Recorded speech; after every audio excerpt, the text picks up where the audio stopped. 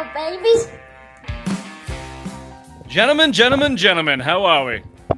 Doing just fine. Happy Halloween. Happy Halloween. We are delayed this evening as it is All Hallows Eve. And judging by the text messages and my delayed entrance due to IBS, outside of that queer Bobby in the corner who can't figure out his lights, seems like we've all been having a decent Halloween trick-or-treat. Yep. Mainly talking about Ray, who can't put a text message together without having some type of typo or fucking word spelled incorrectly. And by word, I mean as opposed to on. Just all letters are fucked up. So I'll have to go back and look at that. Feeling right? Feel great. Had some pizza. I had some za. Had several beers. I feel great.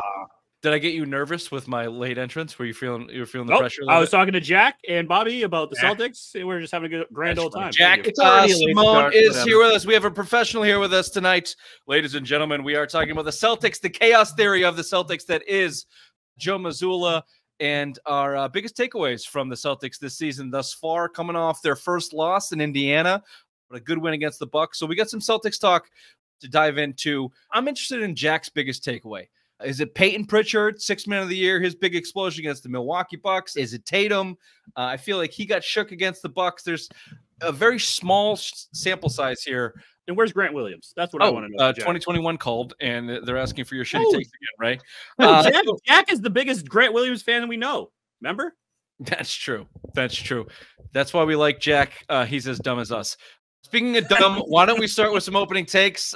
Ray, you were under suspension for stealing opening takes, so you go first. Thank you there, Richard. If we can't win, I don't want my rivals to either. So when the Yankees lost to the Dodgers 4-1 in a gentleman's sweep, it brought joy to my life. I mean, if we can't have that series, they can't either. So I like to feast on other people's glory. So at work today, when I saw all those Yankee fans, I had to just give them the little sweeping motion because it just brings joy to my life, and I don't have much joy in my life. Good. I'm happy for you, Ray. I stayed up way too late watching that game and the replay of the recorded version of the Celtics, and it was nice. It was a nice balance between watching the Celtics lose in overtime and the Yankees lose in Yankee Stadium. I'm with you. As little baseball as I watched this year, that was nice to see. Fuck the Yankees forever and always. Bobby, your opening take. Here's one for your morning scroll. The Joe Mazzulla downfall has begun. He went unhinged on radio, okay? The Zolak and Bertrand, they're fawning over every word that comes out of his mouth. He wants to bring in ideas from the worst sport in America, and everyone's like, yeah, great idea, Joe. Let's do that. Now he's feeling so comfortable, he's starting to let out the crazy. It's happening. You heard it here first. I've been saying it forever. This is wrong. Bullshit. I immediately reject this. My opening fucking take is Joe Mazzulla's chaos theory is designed. Here's a new blog coming out today as this is released. Tomorrow, if you're watching live, Joe Mazzulla, the Celtics chaos theory. Joe Mazzulla is the Chuck Norris of NBA coaching ranks, okay? He knows exactly what the fuck he's doing. That man is battling inner demons every second of his waking hour, and he let a little bit slip intentionally over these last couple. You know why? Because he's got a championship team that's got 6 months before games fucking matter, and he's got to keep them all clued in. So he's taking the onus off them. He's taking some of the headlines for himself, taking it on the chest, taking it on the chin, just like Irene on Tuesdays. Joe Mazzulla knows exactly what the fuck he's doing. He is the Chuck Norris of goddamn NBA coaching ranks right now. And the Celtics, you're going to thank him for that in April, Bobby. You and the Celtics are going to thank him for that. Celtics Chaos Theories featuring Psycho Joe is going to put this team over the top. You heard it here first. You fucking hater, Bobby. Goddamn fucking hater. We're going to be doing some Celtics talk. I had you on my side. You flip-flopped. Oh, hello. Hey, Finley. Happy Halloween. Yeah. Happy Halloween. Happy Halloween. Happy Halloween. What were you for Halloween? She was Elsa. Duh. She was Elsa. Hi, Elsa. You're frozen. The cold doesn't bother me.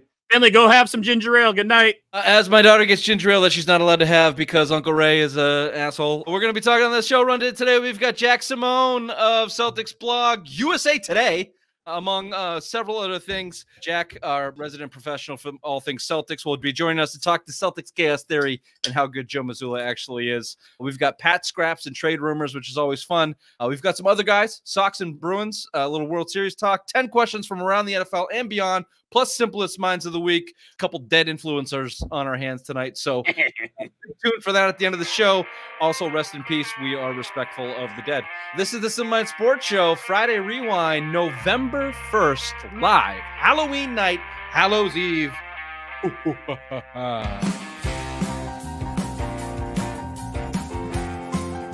Apparently, the Celtics are dumb front-running pussies. This is the same team they have been for 4 years running.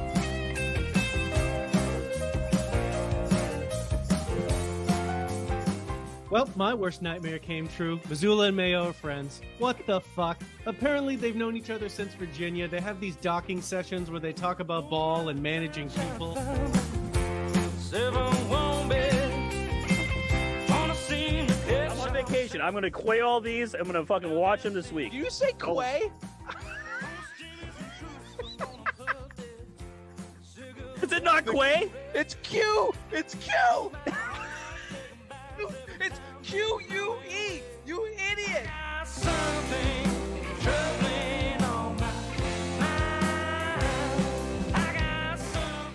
It's Q, you idiots. Welcome to the show. Jack, we welcome you. Jack Simone, how are you? I'm great. I'm better now. I got to sit backstage, listen about the Yankees losing, hear a bad Joe Mazzulla take, and watch Rich get bullied by his daughter for some ginger ale. I'm in a great mood. I'm ready. And you sound great. That's a nice looking mic you got there. It's unfortunate that you think that about Joe Richard's take. Yeah. Okay. Yeah. First of all, only my wife calls me Richard. Everyone else calls me Dick. If you're watching on YouTube, you're welcome. Jack's here to join us. So if you're not watching on you, if you're listening on anything else, switch over to YouTube. You're going to want to see this. If you're listening on your favorite podcast platform, please rate, review, like, subscribe. Tell your friends, tell your mothers, as always. Again, we've got Jack Simone here from wow, Jack, all over USA Today. Big news. Now, I think actually I've slimmed down since the last time we've spoken. So I used to write for USA Today. I used to write for Celtics Blog. I now only write for Hardwood Houdini, which is a fan-sided site. I am their editor. I cover the Celtics for them, and that is all I do now. So rather than write for a million teams, I only cover the Celtics, all for Hardwood Houdini. But again, since the last time we've spoken, I have gone from like 3 sites to 1. So it is a recent occurrence. Don't make me look like an idiot on my own show that's calling me an idiot. I looked at your bio today and it said all of this shit. So, oh God, what bio still says that? Instagram, Tinder. Shit, I got some updated, Tinder, dude. Grinder, all. I'm gonna go to all the apps. Farmersonly.com. Hardwood Houdini is that's a solid publication nonetheless there, Jack. So regardless, as I said, the professional in the room when talking sports, it's good to have one once in a while for us. And here you are today. I have a multiple choice question for you here because that's the only test that any of us have ever passed, except for Bobby, who faked fucking smart classes in high school and cheated his way through, I'm assuming. Here's we get the A every Tuesday night, right? I'm talking about that.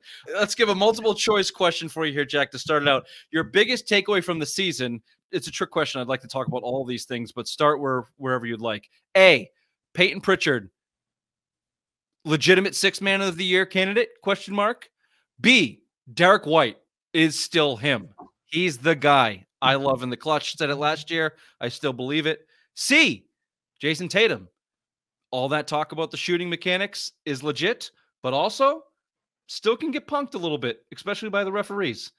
And D, Joe Mazzulla's chaos theory and general psychosis is the best thing going for this team right now to move them to the promised land. A, B, C, or D? Where do you want to start?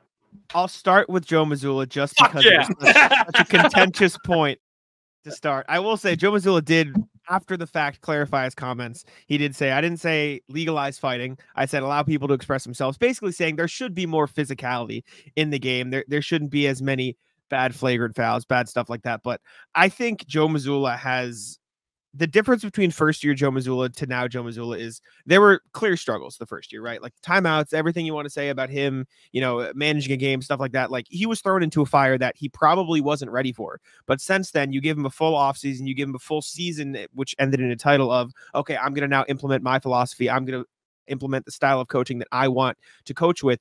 and you see the results. Like, for as much as the Celtics had a amazing basketball team, I'm not going to sit here and say they didn't have the best roster of basketball. They did. They had one of the best rosters in a long time. But you've seen so many teams in recent NBA history fail because you get a bunch of stars, but the talent doesn't match, right? Look at the Nets. Look at the Suns. Look at a million teams. Look at the Clippers, right? And you have these amazing players, but it didn't come together because something was off with the chemistry. Joe Mazzulla was a part of helping that chemistry, and that his ability to, as psychotic as it sounds, and it just is, his ability to relate like other things to the world of basketball, I think is very useful in helping the Celtics be as great as they are. And I think the most important thing that doesn't get talked about enough is, you've heard time and time again, I talked to Xavier Tillman for an article that hopefully will come out in the next week or so, but he said it, Al Horford said it in the past, everyone says it, like, Joe Mazzulla does a great job of saying, okay, this is a job. I want you to focus on your job, but don't take it home. You see so many players be so frustrated with the way they play, with everything going on, and they take it into their personal life, and it ends up creating like a mental, meltdown. But Joe Mazzulla has done a good job of saying, okay, you're a person and you're a basketball player. Don't mix the two. And I think that business-like approach has helped the Celtics be as great as they are. Can I sum up what Jack said and what Bobby said in one sentence? Please. When you win a championship, you're everything Jack just said. When you lose, you're a douchebag. Winning masked all of it. All right. And they continue to win. They continue to be excellent. But in honesty, I really think there's some truth to a lot of what Jack was saying. And Bobby agrees with a lot of it too. He's just not going to come off his hill because he's going to die in that because he hates Joe Mazzulla. And we may get there for different reasons, which we can talk about. But in today's NBA, in the Gen Z millennial guys that they have on that team, and with a team as stacked as the Celtics are, with a championship ring under their belt, you do need a little something different in that DNA, in that room, to get you through 82 games to repeat. We haven't seen a repeat champion since the Durant Warriors. 16, 17 or 15, 16, whatever it was, 7 or 8 years ago. So that's why I'm laboring on about it. And the fact that he is entertaining as hell with his Chuck Norris fucking isms that continue to grow on a daily basis, weekly basis. Like, you can't ignore it. Let me just give you the floor, Bobby, and feel free to take it to your annoying cunty level. Or if you'd like to talk about the fact that they shot 57 threes again the other night when they lost to Indiana, and Jaylen Brown and Jason Tatum went 9 for 27, if I have that correct. The doubling down on Mazzulla ball, I know that's where our concerns stem from, Bobby, and then Mazzulla's douchiness kind of comes off of that, but your response. Well, we'll step aside from the Mazzulla thing. We'll talk about the game a little bit. But yeah, I mean, I think after the 5th game, they're kind of, the energy of the championship kind of wore off. It kind of like fell into a normal game there. They missed their threes.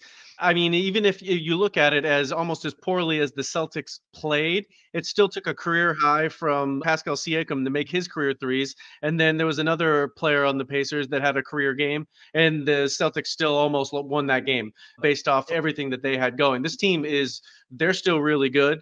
As unappealing to the eye as Mazzulla ball is to watch, they play it really, really, really well. And when they make their threes, they're borderline unbeatable. Hard to disagree with that. Let's move on, unless you have anything to add to that, Jack. You want to go Tatum, Derek White, or Peyton Pritchard? I think Tatum's probably the next best place, just to save the solely positive things for the end, because Tatum obviously came out red hot against the New York Knicks. His three-point shot has looked better, but I think the reason he struggled so much against the Bucks and then the Pacers is because they did a good job of taking away the threes that helped get him in rhythm. Against the Knicks, against the Wizards in particular, and a little bit against the Pistons until the second half of the game, they played a lot of drop coverage. So Karl-Anthony Towns, who looked terrible, was just in drop coverage, not coming up to the level. They did the same thing with Alex Sarr, wasn't coming up to the level, and he had this sort of space to come off a screen from Cornette or Horford and step in and take a pull-up three that way. The Pacers just immediately blitzed him. They played a lot of small ball. The Bucks brought Brook Lopez up to the three-point line, which is something they haven't done a lot. And so once he got sort of stopped from getting those rhythm threes to start the games, which he had through the first few, he sort of spiraled into, I'm just going to chuck up a couple bad ones. And it is what it is. Like, they won the Bucks game, and then the Pacers game they fought in, but you'd like to see him cut down on those. I mean, 18 against the Pacers is bad. There's no like positive way to put it around that. He took too many threes. I think the three is definitely better. The shot definitely looks a lot better, but he needs to find a way to get in a rhythm when teams start to take away the way that he was, getting them in the first few. Bobby called it against the Knicks. Thibodeau should be arrested for the defense that it was bad did in game 1. That was a negligent performance as a head coach. From that standpoint, outside the Wizards, who are just ridiculously a mess, specifically Bucks and Pacers played the entire game with their defenders a foot outside of the 3-point line. And look, to Bobby's point, 21, 24-point comeback against the Pacers, a late third quarter onslaught against the Bucks turned it into a non-contest. They are extremely good. They can adjust when teams do that. Tatum specific, though, I've been calling for Tatum to develop a back to the basket game from the post for years. Yep. Kobe did it. That's what you always say, because he idolized Kobe. You got to do what Kobe does. Kobe did it. Mike did it. Braun did it. KD did it. All of them. Tatum is 26, 27 years old. You should not be starting your offensive possessions 37 feet from the basket. And he's got decent handle, but he's not Kyrie Irving. I hate to say that. I hate Kyrie Irving. But like, how good would Tatum be if he just developed a one-step drop step? Like we see him on the fadeaways a little bit. Even that seems labored. Like just a little post game, and as good of a passer as he is, and the double teams that he like, just go inside the fucking arc for me a little bit, and they would open up. So if you want to blame that on Mazzulla or Tatum, I don't know where you want to go with that, but defenses are going to adjust, and maybe they're too good right now that it won't matter. But a couple of years from now, when those tax implications start to come in and your team's not as good, Tatum's going to have to adjust. So start now. That's what I'd say. I think he does let smaller defenders get away a little bit too much. Like, I forget who it was exactly, but I remember the other day he was like, I don't remember who it was. He had like a guard on him, and he just took this turnaround midi or something, or he stepped back and took a mid-range shot. And I was like, he's 6'10". He's however many pounds heavier than the guard that was on him. Like, you could just take it to the basket and either draw a foul because you're bigger or just make a layup. I don't know why he doesn't work inside as much. I think the Celtics like their driving kick game. So working out from the 3-point line and focusing on these screens and drives and stuff like that is just how they generate their offense for the most part. And so I think you'll see more of a post game from the Celtics once KP comes back, because that is sort of his bread and butter at this point. But it is a little bit weird to me, and has been weird to me, that Tatum doesn't try to get inside more from the post. That's fine. Let's blame it on Mazzulla, Bobby. It's Mazzulla's fault. It's a 100%. It has nothing. That aspect of basketball has nothing to do with it. It isn't a Mazzulla thing. It's modern basketball. That's legislated out of the modern offense. They don't do that. It's all about drive, dash, shoot threes, analytics. Nerds ruin the game. It's Golden State. Golden State ruined the game. Golden State, every kid nowadays wants to just shoot 3-pointers like Steph Curry. You see it during basketball. When I coach my kids, that's all they want to do is shoot threes. Remember when we were trying to do those trick shots, doing layups and shit? Because like you'd see that dunks and stuff. You try to do the like under the leg and then go up for a layup. Yeah. Now all these kids want to just jack threes from half court. Just to make that shit look good. Steph Curry ruined basketball. Oh, fucking. Can we step off the old man goddamn No, goddamn it, I will not step off that hill. No. Just like tell the nerds can understand what Jason Tatum could do from the post. Just too much numbers. Just do that. Jack, Derek White or Peyton Pritchard? We can go Derek White first, because I think coming into this season, he had such a good last year that everyone was like, all right, this is kind of the player Derek White is now. But as much as he is old for I don't want to call it like a late, growth spurt in terms of development, like Derek White pre-Celtics is such a different player from since he's gotten to Boston. And I do still think there is more room for him to grow, specifically because, one, you don't have the scoring of Porzingis early on. Two, Drew Holiday and Al Horford are only getting older, so they'll probably be relied on less to score the basketball. They weren't even in the game when the Celtics made their comeback against the Pacers. Not that they aren't still amazing players, but they just didn't have it that night. But Derek White is so good at finding his spots, getting to his spots, and just knocking shots down, right? He's a great 3-point shooter, obviously, but even getting inside, making plays, and hitting those little floaters that he has become so good at, just it gives the Celtics such a dynamic third option. I think there's a real world where he averages 18 to 20 points this season. Like, I think there's no reason that if the Celtics are amazing by the All-Star break, he should at least be in the conversation for an All-Star spot. Like, he is just such an underrated player offensively. And then you add on the fact that he is probably the best shot blocking guard we've seen since Dwayne Wade. So credit Derek White for being incredible. I think the Celtics should continue to give him the ball more. Well, that, and we asked the question mid-season, early last year, who do you trust most with the ball in their hands? And this was still when, Celtics hadn't won and they did not go on their playoff run where they only lost 3 games. And I'm sure we were asking it off of the Celtics only lost 2 games in a row last year. They're incredible, but we were still judging them on their past performances, right? So of that time, I said, at least, I trust Derek White the most on the team. Get in a clutch situation without thinking, give him the fucking ball. Bucks game, 2 minutes left in the third quarter. Derek White comes in, 2 big 3-pointers, block on Giannis, took the lead. That night, they all went, they won.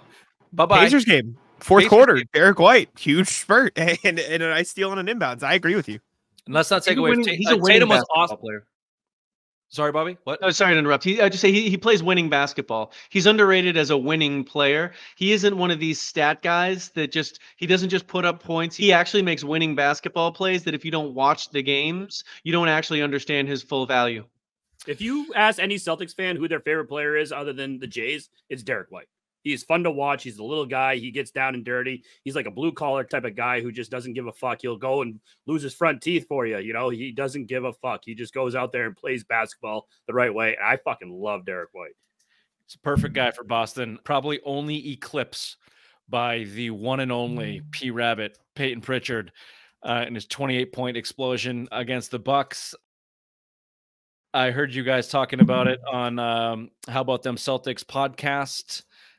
Peyton Pritchard, legitimate candidate for 6th Man of the Year. Just a little bit on Peyton Pritchard there, Jack.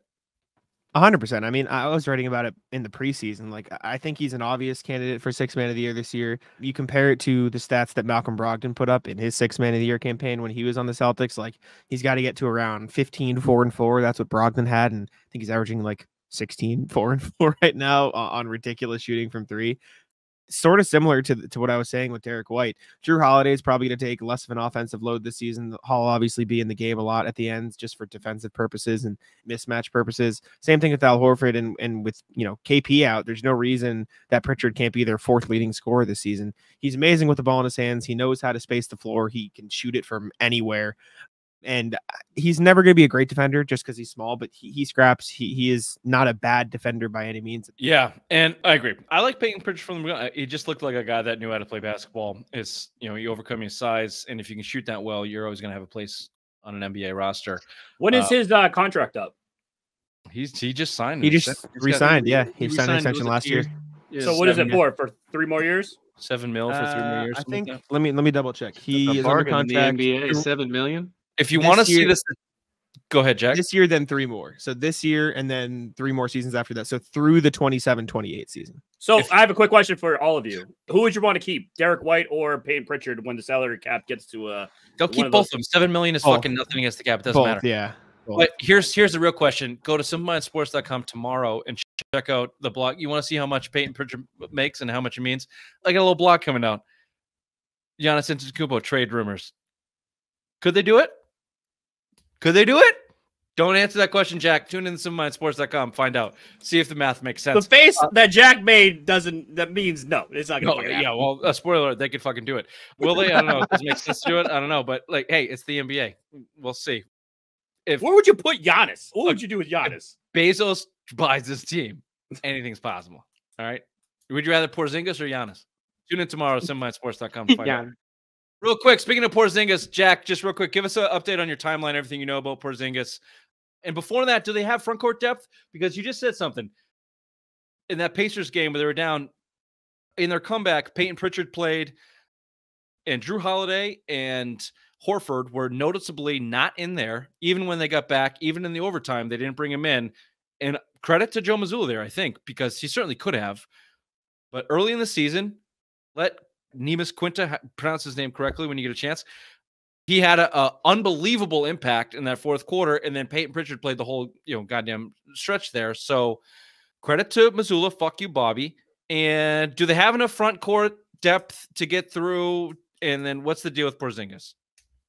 Yeah, so Porzingis, Shams recently went on, I think it was a Pat McAfee show, and said Celtics are still targeting December for a return. Mentioned it could be sooner, but I think they're really focused on December and emphasizing the fact that, like, right now they don't really need him. Like, I still think and he said this too, like, they still have the best starting lineup in basketball without Porzingis. So it's kind of like you have a part-time guy just hanging out ready to play whenever he's needed. So they're not going to rush him back. They have a set of like guidelines and measurements for a recovery plan. So once he meets all those in terms of, okay, is his calf in the right place? Is his knee in the right place? His ankle, like everything, basically his entire leg. Is it good to go? And then they'll bring him back. So they're not going to rush him by any means. So sometime in December is probably it. Maybe January, maybe before, but look for him in December. As far as the front court depth, Neemias Queta is how you pronounce it. Neemi's easy. Neemy. Neemi's good. He was awesome in that Pacers game at the end there, and he hadn't really gotten a lot of opportunities. I saw someone on Twitter say, like, you only had 2 points. What do you mean? Fucking loser. Didn't watch the game. He was awesome. Absolutely killed the offensive glass, affecting shots in the defensive end. His athleticism, his sort of, just massive presence around the rim was huge for them. Luke Kornet was great in the first half too. He had like 7 offensive rebounds, 6 of them in the first half, which is the most by a player in a half this season. So I think they're good.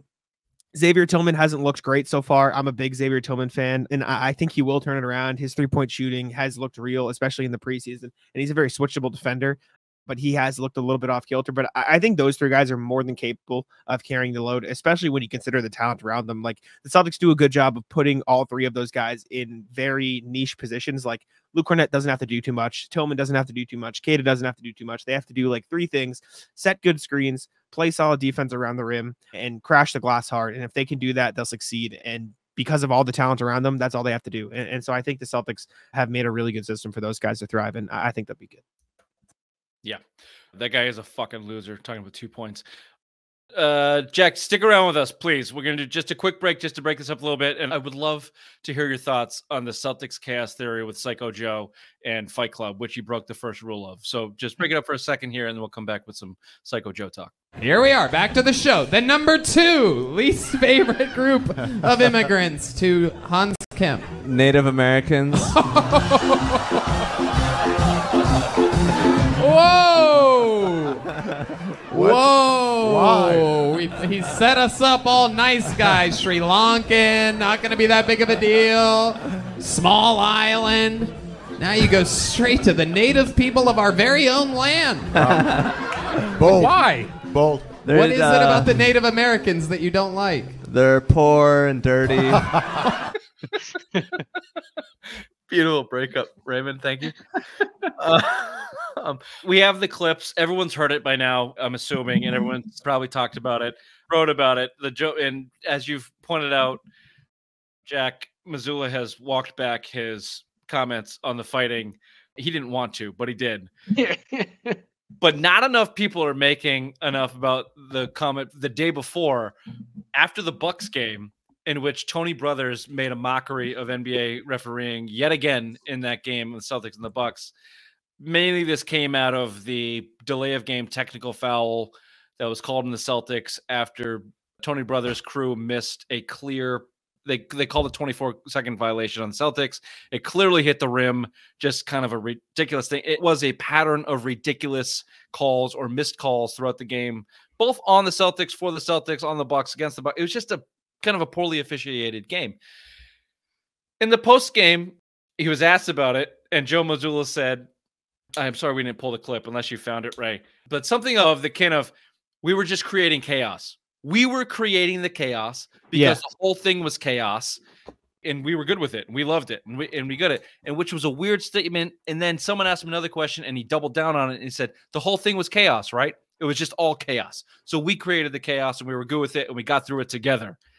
And it took about 30 seconds to go, oh, he was talking about the officiating. He was just taking a not so veiled shot at the officiating in a very Kyrie, weird, psychoanalytic, Chuck Norris fucking Joe Mazzulla way. So let's just stop there. The chaos theory. Does everyone know what chaos theory is? No, no one does. Let me just read you what the chaos theory is. And tell me Joe Mazzulla doesn't have this definition tattooed on the back of it like a tramp stamp on his back of his ass. Chaos theory.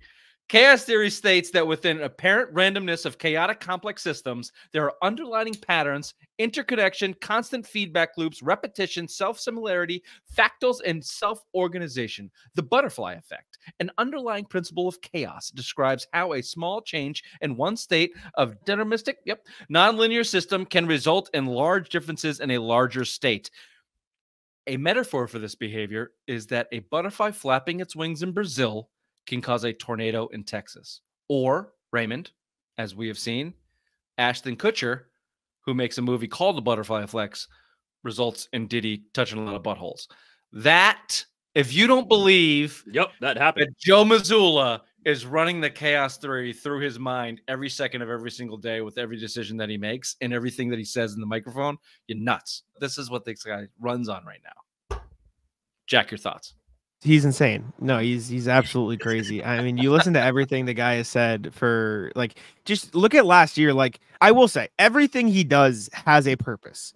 Does that purpose make sense to anybody outside of him? Definitely not. Right? Like, absolutely not. Like, there was a point last year where I forget exactly what it was. He brought in like a former like military war veteran or something, and like had him talk about like, I don't even know what it was. It was just like the most ridiculous thing. Obviously, he's talking about like killer whales and how they fight as a pack or hunt as a pack instead of as individuals. So that's a good thing. He won Coach of the Month. Yeah. Like he won Coach of the Month, and Derek White like congratulated him. He looked at him dead in the face and said, "Nobody cares." Like he's just like everything he does is absolutely insane. I 100% believe that it has a purpose and that he believes everything that he preaches connects back to how the Celtics can gain a mental advantage over their opponents.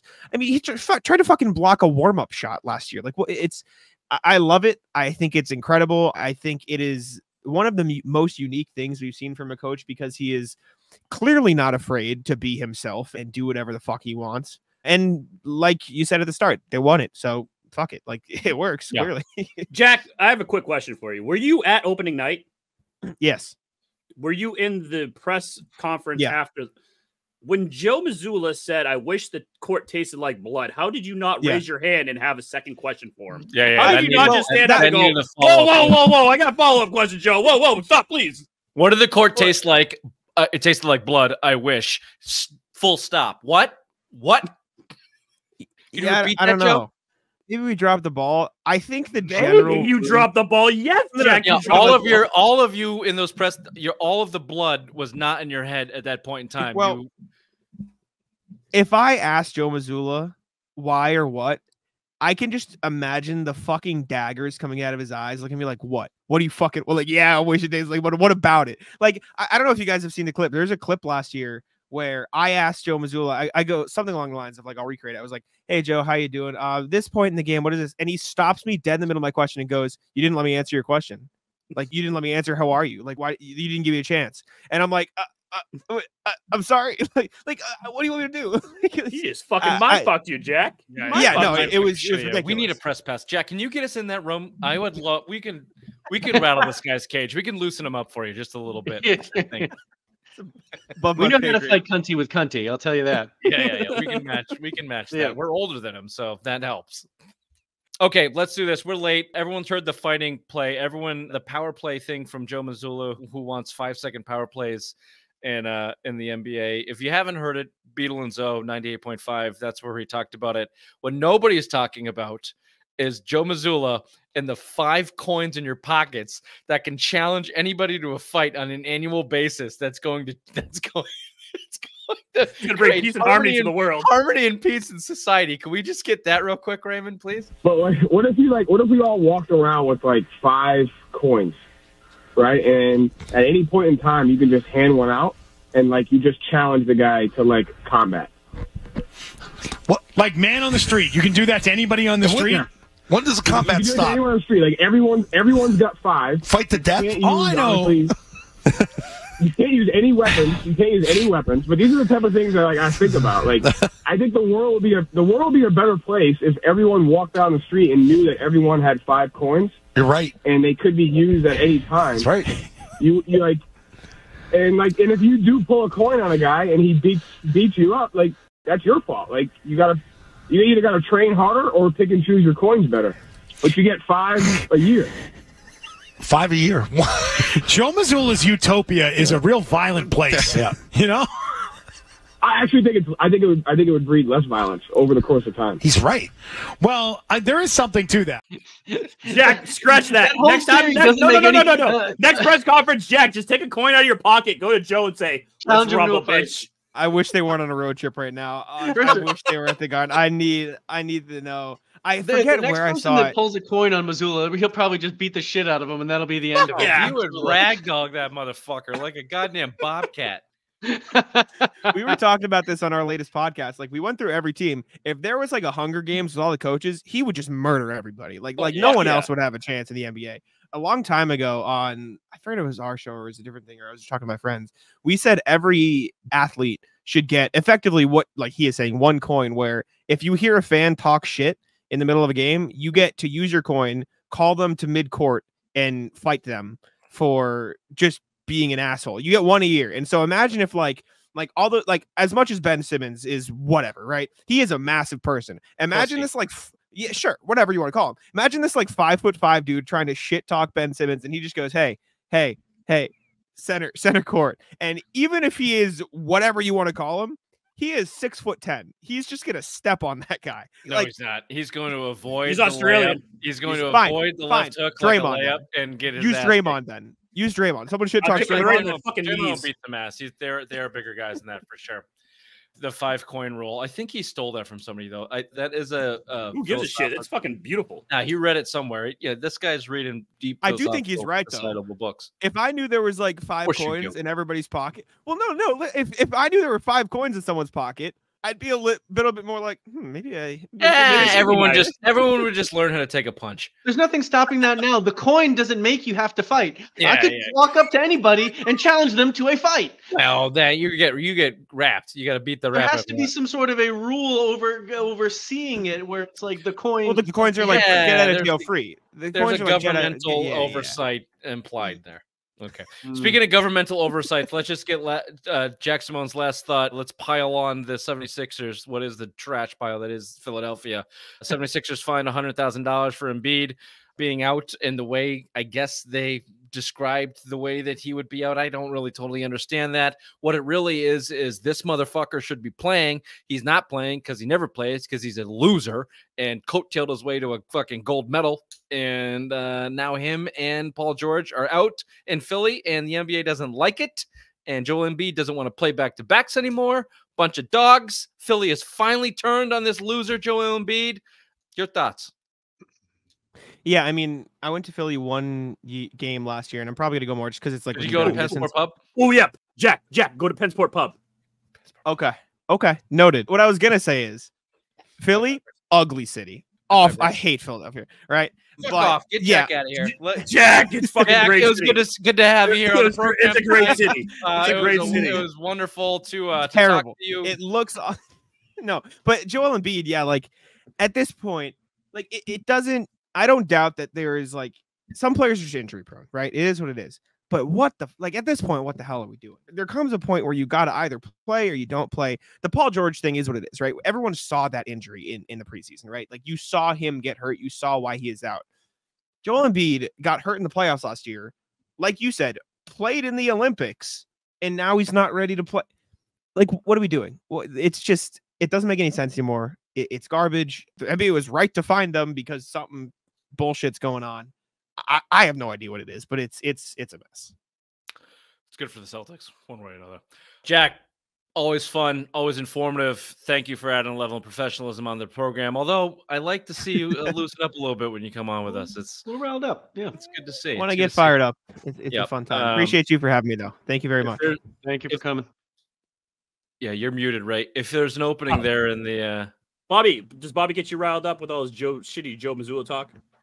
I was sitting here laughing. Like I will say though, I do respect the dying on the hill. I respect it. You have a take, no matter what happens. Exactly. You got it. You got to back it. I respect that. Yep. Mazzulla and Mayo have docking sessions, and he hates them both. Jack, we'll see you next time, buddy. Thanks. Thank you, Jack. Hell yeah. Thank you. Bye, Jack. Let's go over to headlines with the obvious one.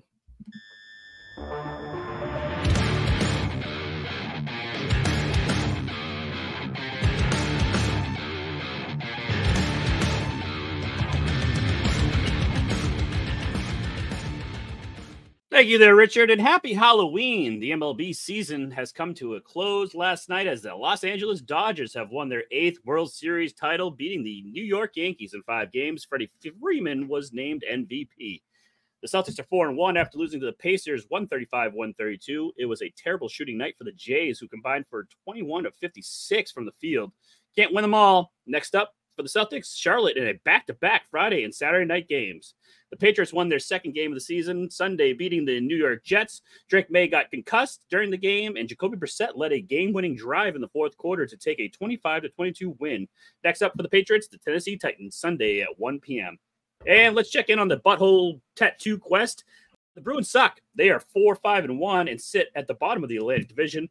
They are playing the Carolina Panthers as we record, and a score update, 6-2 Carolina. This has been Headlines with the Obvious One. Back to you there, Richard. What you just said is one of the most insanely idiotic things I have ever heard. At no point in your rambling, incoherent response were you even close to anything that could be considered a rational thought. Everyone in this room is now dumber for having listened to it. God have mercy on your soul.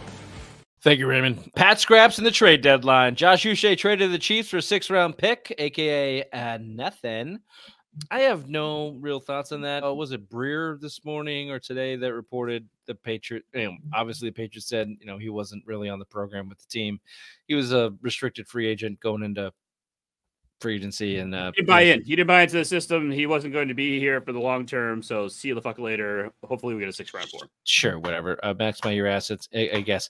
But look, maximizing your assets has a shelf life when you're a shitty team that needs to start winning games, right? So you talk about the trade rumors that are now surrounding the Patriots, mostly in the department of selling, mostly in the department of selling wide receivers who don't want to be here anymore, which is your biggest obstacle, problem, worst room in the building right now. KJ Osborne, Tyquan Thornton were rumored as the big ones. Kendrick Bourne is also on that list, but I guess the Patriots want a large return for Kendrick Bourne. What big return are they expecting to get? 6th round and a bag of balls. Well, 6th round I think would be generous, seeing as Deontay Johnson went to the Ravens for a 7th round pick swap. Yeah, anything for these guys is going to be generous, I think. Especially Kendrick Bourne. Kendrick Bourne is one of the most overrated players in recent history that I can think of. What the fuck has this guy done? Why do they like him so much? He came from San Francisco. He liked that West Coast offense. He was lighting it up over there before he got traded over here to New England, and then just became a sieve and can't catch a football anymore. Has he caught any passes all year? Everything that gets thrown to him, he drops. I don't know if he's caught a pass. And he got in Matt Patricia's doghouse. How do you get in Matt Patricia's doghouse, who has 11 plays? Because he challenged him. Remember the whole thing? Because he was telling Matt Patricia that it was a rhetorical question, Raymond. All right. Defensively, Devin Godchaux, Jonathan Jones are rumored on the defensive side of the ball. I asked who's going to play. Devin Godchaux came out and said he was, well, maybe he didn't come out, but the reports were he was surprised and shocked. Devin Godchaux is what he is. All right. Like Belichick called him one of the best defensive linemen in the NFL. He is not that, but he is one of the best defensive players on your team. He's one of the few guys, not just this year, but in 2-3 years as the underachievement began with Bill Belichick, Devin Godchaux has come out publicly constantly in support of this team, saying we're better than you think we are. We can do better than this. He's been a leader on the squad, and you put him in trade rumors? Come on. What the fuck? Come on. What are you doing? You don't even employ another fucking defensive tackle that can do what he does. And the flip side of the ball says you're interested in defensive tackles.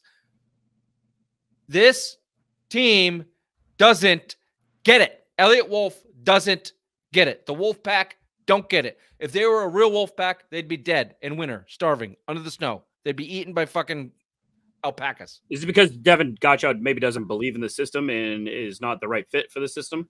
No, it's because he makes money and is a little bit older than what they think the timeline is. Fucking timelines. We're all about timelines now. If you're not, you're 22, you're not in our fucking timeline. Jesus Christ. Again, the transparency of stupidity is taking over in Foxborough of timelines. Fuck off. He's a good player for you. He's a piece that people can develop around. And if he makes a little bit more money, you're 27th in cash spending. You're 12th in salary cap. You have $35 million to spend under the cap. Don't talk about trading Devin Godchaux. That's the level of desperation we've got in New England, Bobby, is I am speaking on behalf of Devin Godchaux. Fuck. Vehemently. I never would have. Usually when you talk about him, you trash him for being garbage. And so the fact that you are now clutching your pearls in defense of him is alarming into the current state of affairs. I want to see what he does when Christian Barmore comes back, though. I want to see how that all works out. Okay, well, talk to me next fucking September, Ray. Hopefully. Godspeed. Jonathan Jones, same thing. Who's going to play outside cornerback? And they are interested in getting another outside cornerback. Yeah, I saw that too. I was like, Jesus what the fuck are they doing? Like,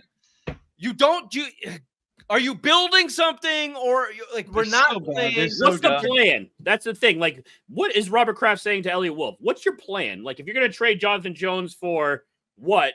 Why are we going to do that and then try to get a cornerback who's probably going to cost us even more money? It's not Madden, Elliot Wolf. It's not Madden. These are people. These are individuals. Yeah. You can't just swap out cornerbacks because one's a little younger and the money makes sense on paper and the fucking nerds love the fact that their fucking digits don't line up. Fuck off. Like Jonathan Jones, again, 2-time Super Bowl champion. How many Super Bowl champions are you going to keep on this team? How many? None. Is it Andrews, Jones? Is that it? How many other Super Bowl rings do you have on this team at this point? That's it. Fucking Christ. We're very late. The Patriots are looking to add, reportedly, a wide receiver, defensive tackle, left tackle. I respond to that in all capital letters, fat fucking chance. Welcome to the Red Sox era of Patriots and Bruins, who are the king of interested and never actually do anything. We've already seen evidence of that. Calvin Ridley, Brandon Ayuk. T. Higgins, Jordan Addison are rumored as two big names. Ray, you point out they're going to cost a second and a third. Are they big enough game changers to this wide receiver group to give that up? No. But I will say, what else are you going to do? And you have to make a step forward at some point. So if you can get T. Higgins for a 3rd-round pick and you pay him top of the market for a 3-year deal, fine, do it. But he's not a number one on a number one. You can't get a number one. You can't get a number one. You're gonna have to draft a number one. You can't draft a number one. You traded back to take Jalen Polk, who has the best hands in the league, that can't get on the fucking field. And they faked the concussion for him so you can fucking take him at the You can't trade for it. So if T. Higgins is going to cost a 3rd-round pick and $35 million a year to be as good as a number 2 wide receiver, you have to do it. You have to start making steps forward. Otherwise, you're the Browns. Yep. You are not playing on an equal playing field. You are not playing on a level playing field where you are going to get players for their value. You have to overpay for their value. You would have to hope that T. Higgins comes here and helps the younger kids like Pop Douglas, Jalen Polk. And that you're, sorry to interrupt, but we're late. I'm going to get to your point. That you are willing to spend, that you are willing to invest, that you are willing to move forward, that you're willing to take a 3-win team to a 5-win team to an 8-win team to a 10-win team. Those are the steps you need to take, and you have to overpay to do that when you don't have Tom Brady and Bill Belichick. Welcome to the NFL. Don't be the Browns. You're welcome. Thank you. Fucking Patriots. Let's move ahead. Let's look forward at the chance of the first winning streak in what? We should have looked this up. When was the last time the Patriots won 2 games in a row? Probably last year. 2019. Thank you. So here we go. My first question, Ray, you brought a couple of these things. You said Greg Bedard, best coaching job of Gerard Mayo all season. I don't give a shit about that. What I am interested in is Drake May going to play. Yes. I don't think he's going to play. Yes. No? I do. No. So reports on Drake May have been of the concussion protocol. Today is Thursday. He was a full participant in practice and football activities, which would indicate that he has passed all concussion protocol steps. Well, you can still be in there's 5 stages, and stage 4 lets you participate, but you still can't play games. That's not true. There are 5 stages. They're 24 hours. It's symptoms, cardio, which Ray hasn't done in 20 years. It's then limited football activities, and then it is full football activities and something else. So Bottom line, said, the 4th stage, you just said full activities and had 4 fingers. Yeah, but I was faking what I was saying. You can look it up. Today he passed all of the fucking stages. He's going to play. The bottom line is he's playing, and if he does play, fucking hats off to him. Drake May is going to play. Bobby, you gave us some keys to the game, so why don't you just take these next 20 seconds to give us the keys to the game, and then Ray would like a score prediction, which I also don't give a shit about, but we'll do it. Bobby? Keys to the game. The nerds will tell you that the Titans defense is good. It is not. The only reason they have those stats is because the trash bag team is literally behind at all times because they have the worst offense in football with it turns the ball over. They are the second worst in turnover margin. They will turn the ball over. Don't do anything crazy on defense. Keep it in front of you. The Titans will turn the ball over and just play clean football, and the Patriots can win the game. Raymond, I'll give you this. You do not think it was Jerod Mayo's best coaching performance. Couple seconds on that, and your score prediction for the Titans game. No, you play the Jets. I think that, you just basically got the win because you played a terrible football team. Aaron Rodgers isn't Aaron Rodgers anymore. He is on his last leg. He's like old Yeller. You're going to take him behind the shed and put a bullet to his head. Yeah, I think the Titans are another layup team. They're just dysfunctional. They're on their second quarterback. Mason Rudolph is their backup. He's playing. Calvin Ridley keeps coming on the injury report, coming off it, coming back on it. Tony Pollard probably won't play. So, yeah, I think this could be a 2-winning streak game that we are going into Nashville, and then we go into Chicago where anything can happen. So, yeah, this is the soft end of the schedule right now that you should be piling on those wins. Hopefully we can get to 4 or 5, but, yeah, beat the Titans. Let's go. It was Jerod Mayo's maybe second best coached game. You can say the Bengals was his best coached game, but I'd give that more to actually Alex Van Pelt and the way that the offense handled the game and his familiarity with the Bengals as a Browns coach and less on Jerod Mayo. Jerod Mayo impacted that Jets game after calling his team soft. His team responded. They dumbed the game down on both sides of the ball. That's a head coach decision. You got to give him credit for it. He had his backup quarterback come in and take 2 drives and win the game. You have to give credit when things happen. You can't just work on the parameters of what you think is happening. That's what happened. So credit where credit is due. This game, I think they're going to lose. Mason Rudolph is better than Will Levis, even if he is the backup. They've played better. If Calvin Ridley and Tony Pollard don't play, then fine. I'll give the Patriots the win on that one, 21-15 or 12 or whatever fucking stupid ass score this game is going to be. Drake May plays. It's a better chance. It's a toss-up. The Patriots blow. Ray, you called it a layup game. There's no layup game for the Patriots. They are the layup. They are the layup for others. All right? So it's a 50-50. It could go either way. No team scoring above 24. 19-18 Titans is my guess.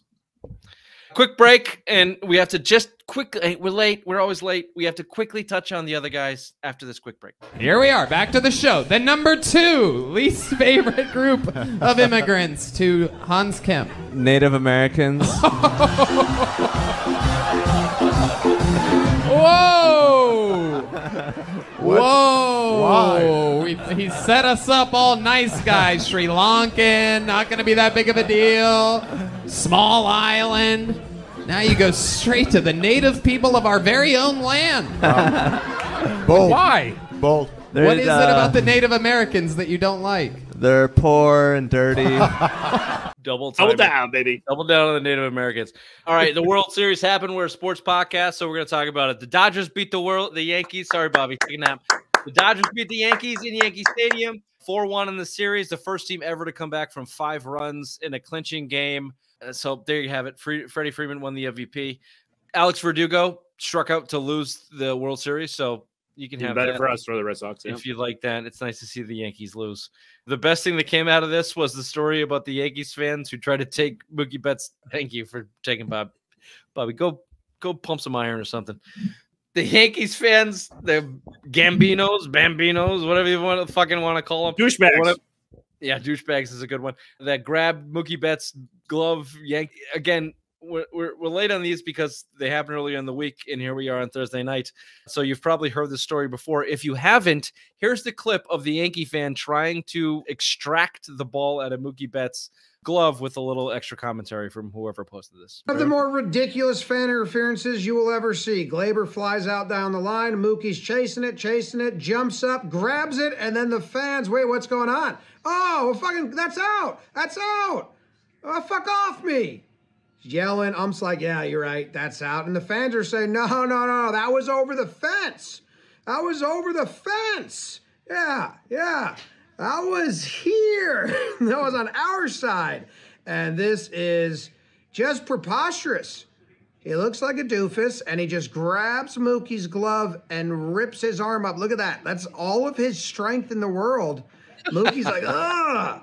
Oh, he pries his glove open, and then his friend grabs Mookie's wrist, basically assault, and then he gonna flick the ball with backspin. That's kind of cool. And then the most proud of himself he's been in 10 years.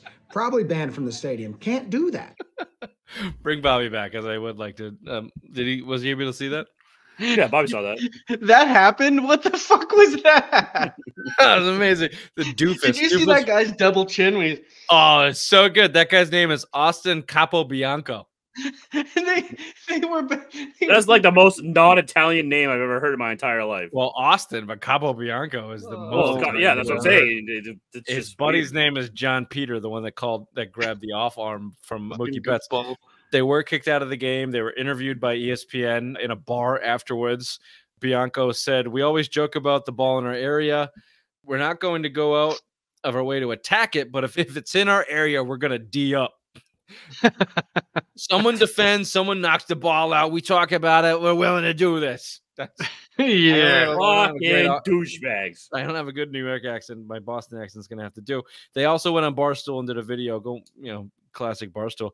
Capobianco says, "It was pretty secure. Once you put your hand on the glove, you're going to get booted no matter what. So I might as well just fucking rip the thing out. The best was my friend. He just grabbed the arm. I was like, it's fucking hilarious video." Just absolute meatheads. The still shot of that guy and his chins and just grabbing the glove is priceless. The priceless part was that was Gronk's friend in college. Well, we've got a clip for that too.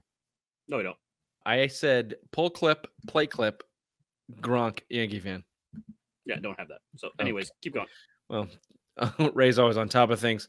Gronk went on the I forget what program, and they played the clip for him, and almost like he forgot, or like forgot to tell the producers, almost like Ray, as a producer, forgot to pull the clip that I asked him to pull.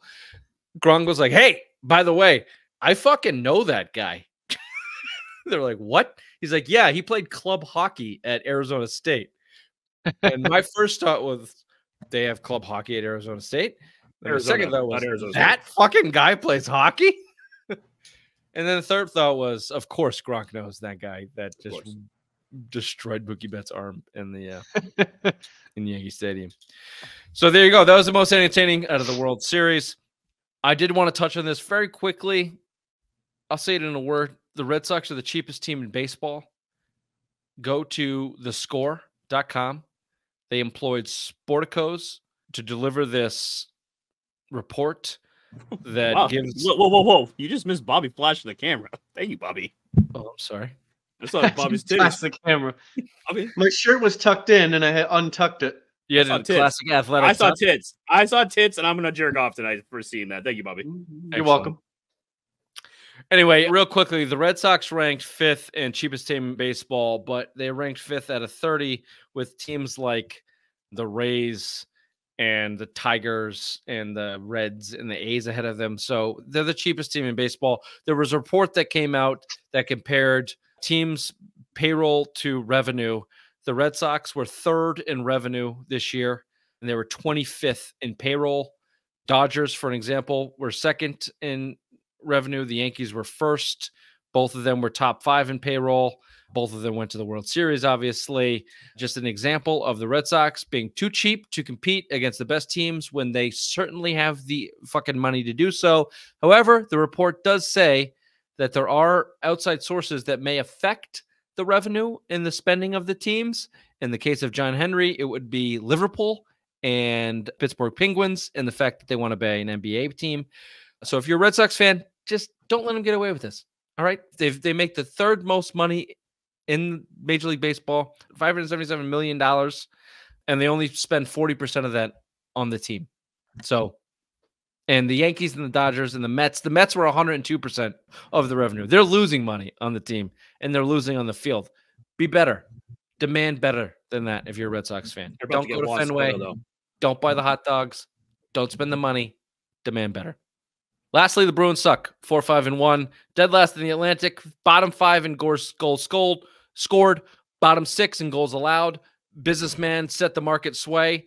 27th in save percentage. 27th in goals allowed this season. Team stinks. Toot. Bottoms. The top 6 is not good enough Told you that from the season. They should not have paid Swayman that $8 million. They're paying $11.25 million for goalies this year, and they blow. Your butthole's safe. It's the curse of Raymond's asshole. He just fucked the Bruins. The curse of Raymond's asshole fucked the Bruins, and it's time to move on from the ideology of Cam Neely and Don Sweeney and the Bruin and the goalie whole damn thing. You got to get guys that can score the puck. Your top six is pathetic. So here you are, 4-5-1. All right, we'll be right back with 10 questions from around the NFL and beyond. What you just said is one of the most insanely idiotic things I have ever heard. At no point in your rambling, incoherent response were you even close to anything that could be considered a rational thought. Everyone in this room is now dumber for having listened to it. God have mercy on your soul. Ray, we've been doing the show for 6-something years. We've got more transitions than I know. I wasn't prepared tonight. It was Halloween. I apologize. This is all on me. I will gladly take it. I was out trick or treating. The I first didn't get home until about 8 o'clock. Artistic I choice. apologize. Now this is just laziness. I apologize. It's all on me. Sorry, Bobby, you have the floor. Has this NFL season been a disappointment thus far? Yes, because the AFC is terrible. The product is terrible. There's no clear-cut winner. I mean, that's a good thing, but it is just bad football all around. There's no drama. It's just a foregone conclusion with the Chiefs and what else? Yep. I'll disagree. I'll disagree with that. I think it's a little bit boring because the quarterback play sucks because college football is ruining it. But you have team. That's a fact, by the way, and I am being proved right day after day after day. However, there are teams like Detroit. The NFC North itself has made the NFL a watchable product and a not disappointment this year. So I'm going to say no. It's okay. And because the league is down enough, maybe the Bills have a chance. I might even root for the Bills to win the fucking Super Bowl. Give those people something. You know, they're close. They're too close to Canada. They're a lot of mouth breathers up there. They need a win. Yeah, I'm okay. I'm okay with the NFL this year. Will Jameis and the Browns go on a run now? Yep. You know why? Because he's dumb and doesn't give a fuck. I was talking to a Browns fan at work, and he goes, Deshaun Watson was scared. He wouldn't want to throw the ball down the field. Now you got Jameis Winston, who's just so dumb that he just doesn't care about interceptions. He just wants to throw that pigskin around. He will throw the ball 30 yards down the field. If it gets picked off, whatever, he'll just do it again the next series. So I think they're going to go on a little bit of a winning streak. Definition of a gunslinger, Jameis Winston. 30 touchdowns, 30 interceptions. Go Jameis. Better Boston crime movie, Boondock Saints, Departed, or The Town? The obvious one? Departed. Okay. I gotta agree with him on this one. Yeah! Fuck yeah! I think I'd go Departed too. The other one are just violent movies to be violent, pretty much. I enjoy The Town. Terrible accent. It's fun to watch. It's fun to watch, but Departed is way better. Departed is way better. Sounds good. First time I watched it, when the spoiler alert, when the big, the big snag is Fenway Park, I was like, come on, man, like, yeah.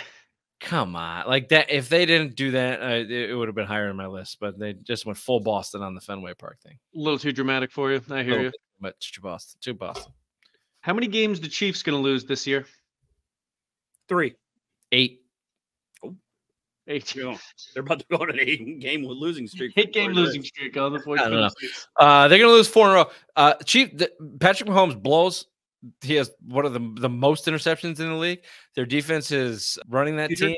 They got Hopkins, who has no knees. They are going to get caught.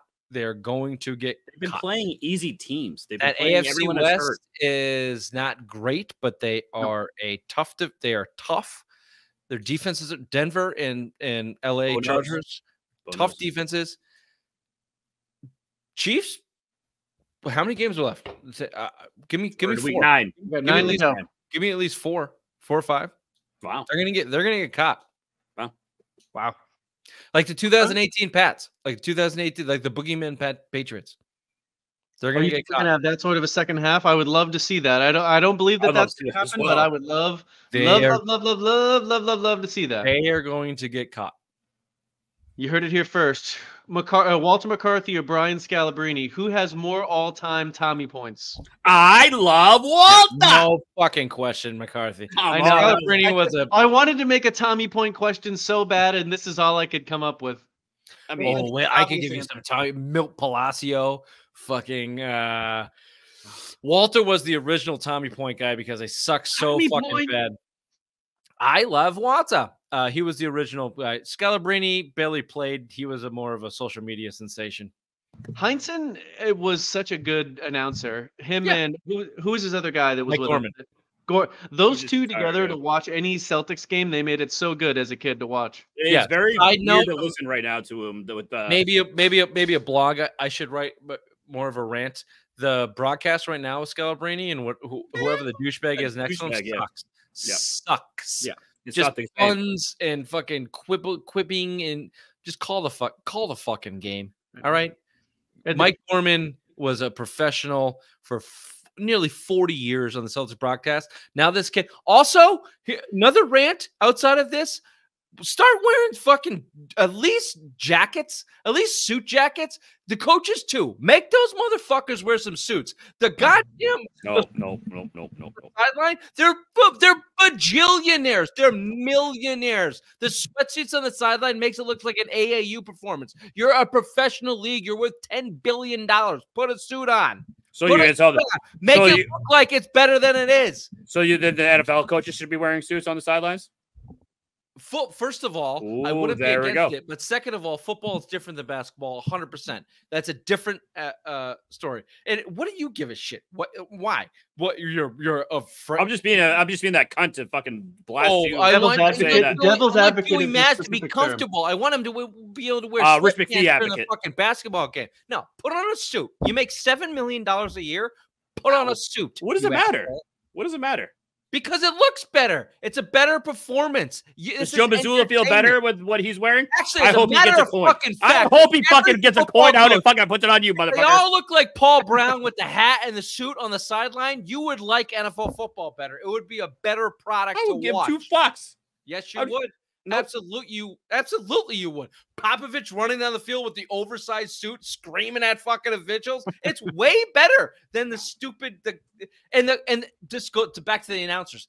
Who's the announcer? Drew whatever with Scalabrine and his like not even nothing cardigan. He's wearing what I'm wearing right now. Like dress up, motherfucker. You're announcing an NBA fucking basketball game. Put a tie on, for Christ's sakes. Act like you're like a professional, or everyone just wants to wear sweats because it's basketball. It's annoying. It's a $10 billion fucking product. Come on. I used to love how your dad used some goddamn standards. I love when your dad used to wear those fucking cowboy boots at the fucking games. Goddamn right, because he understood this is a special event. This is a stand. You set some fucking. Made us wear ties too.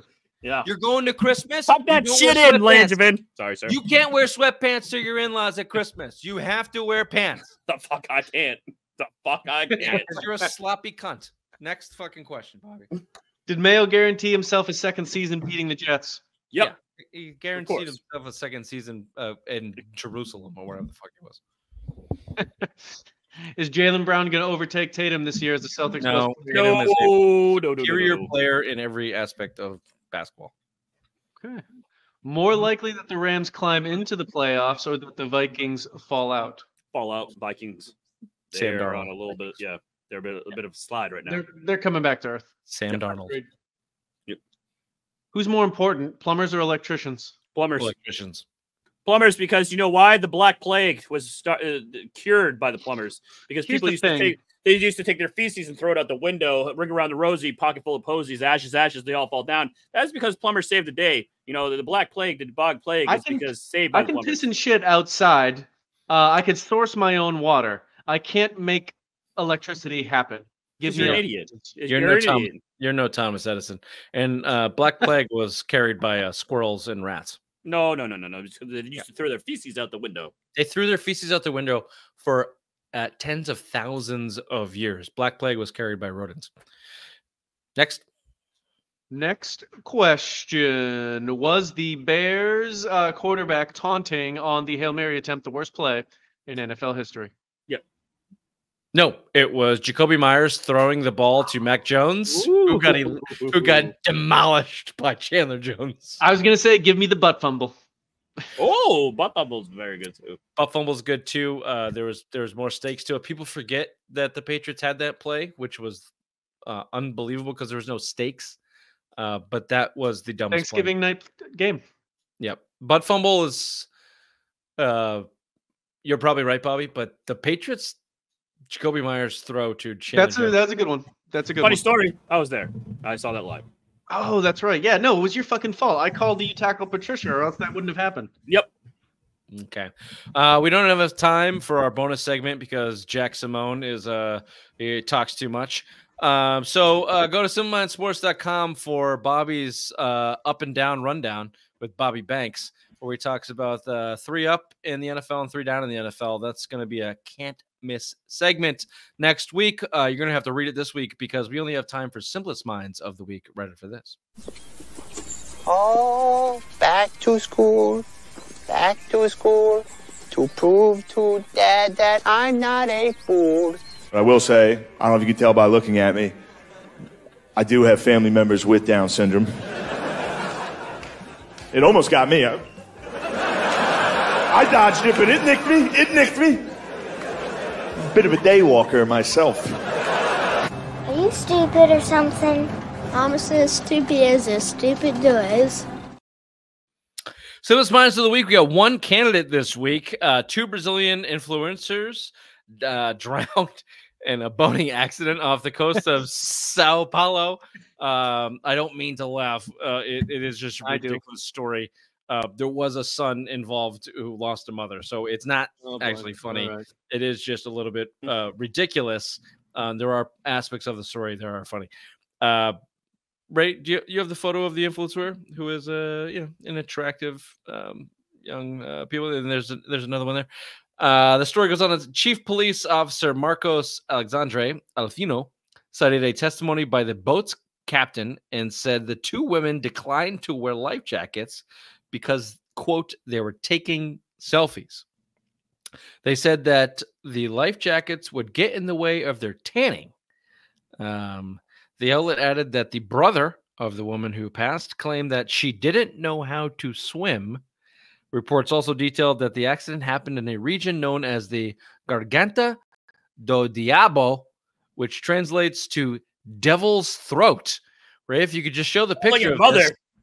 I was thinking more of the Devil's Grundle, but that's a different. I don't have that picture because I couldn't find it. I looked on the internet. Well, Bobby, I actually fucking sent it directly to him. No, you did. Nope. Yes, I did. Anyway, just Google the Devil's Throat in Brazil, and you will see that it is. You'll see Richard's mother.